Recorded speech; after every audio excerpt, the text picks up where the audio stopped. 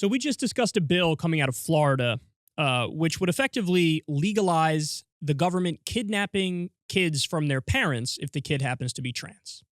Now, remember, there is no hard transition surgery, bottom surgery that's done on kids. It doesn't happen. Sometimes with kids, they'll have puberty blockers to give them more time to decide, or there'll be hormones or whatever. But under this bill, I think even that, they say, not going to allow it.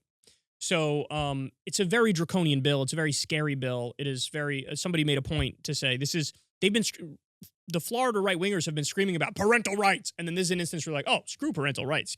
Forget that. We're going to kidnap your kid if they're living a lifestyle that we don't agree with.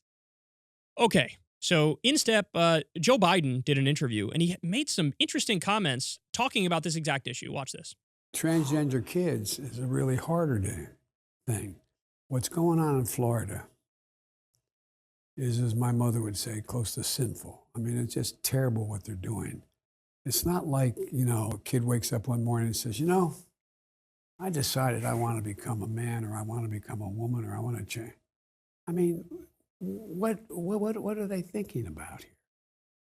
They're human beings. They love, they have feelings, they have inclinations that are, it just to me is, I don't know, it's cruel. And the way we do it is we make sure we pass legislation like we passed on same-sex marriage. You mess with that, you're breaking the law, and you're going to be held accountable. Wow. That is a little surprising, isn't it?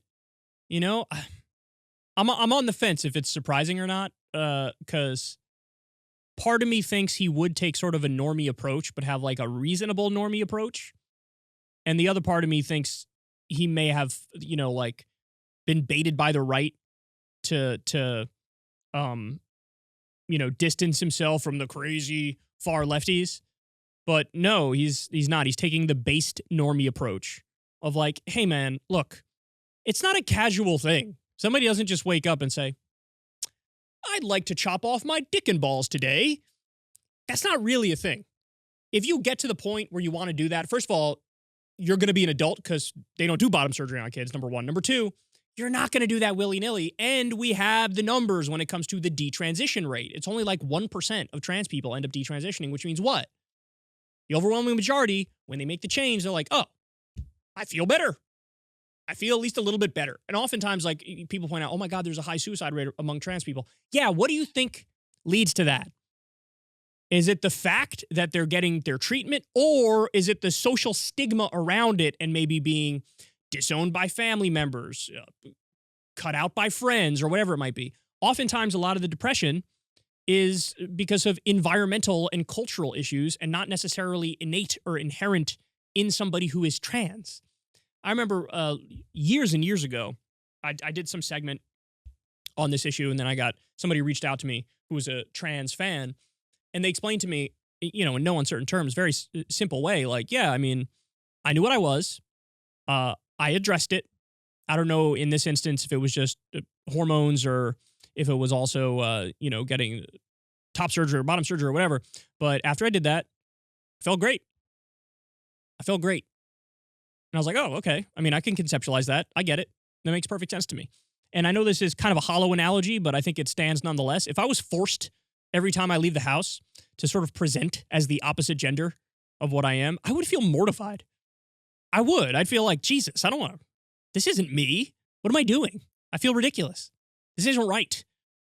Just something being really off every day you leave the house.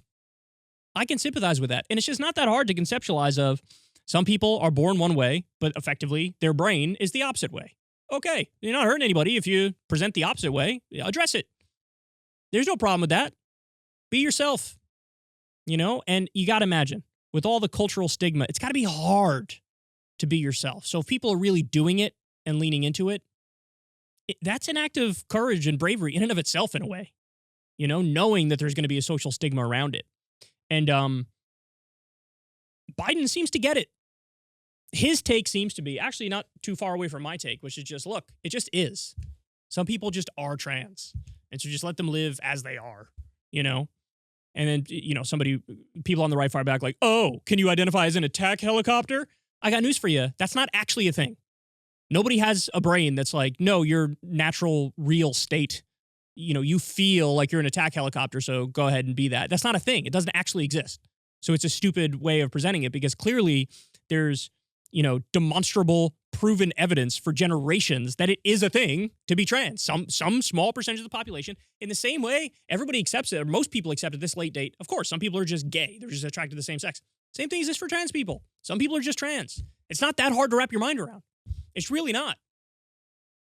And he's referring to the bill here in Florida that basically wants to kidnap trans kids from their parents. Well, that is a horrific approach. It is big government. It is authoritarian. It is anti-parental rights in this instance. And remember, guys, I want to repeat this one more time. The way it works now, there is no bottom surgery for kids. It's only for adults that they can get the bottom surgery. With kids, after consulting with an expert, talking to your family, etc., going through a process, some kids will be granted either puberty blockers to give more time to decide or hormones, and that's it. And I don't think that's unreasonable. In fact, I think that's very reasonable. And I don't think some independent third party, some government of far-right ideologues should be able to interject and say, we don't agree, so we're going to stop it. I don't care if you agree. Piss off. I don't care. Nobody should care if you agree. It's none of your goddamn business. It's not. And so, based normie pro-trans Joe Biden take is kind of surprising.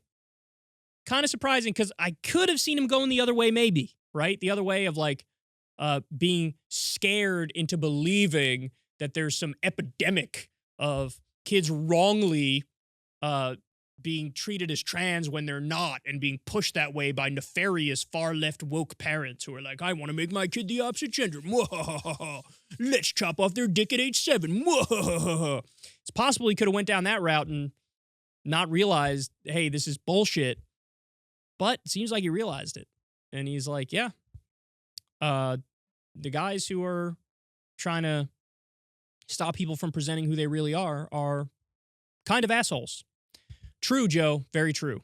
If you want to see me and Crystal Ball interview legends like Noam Chomsky, Cornel West, and more, subscribe to Crystal Kyle and Friends on Substack. $5 a month gets you the video version a day early. Remember, we take 0 ad dollars for this podcast. Or you can sign up on Substack for free and get the audio version a day later. Link in the video description box below.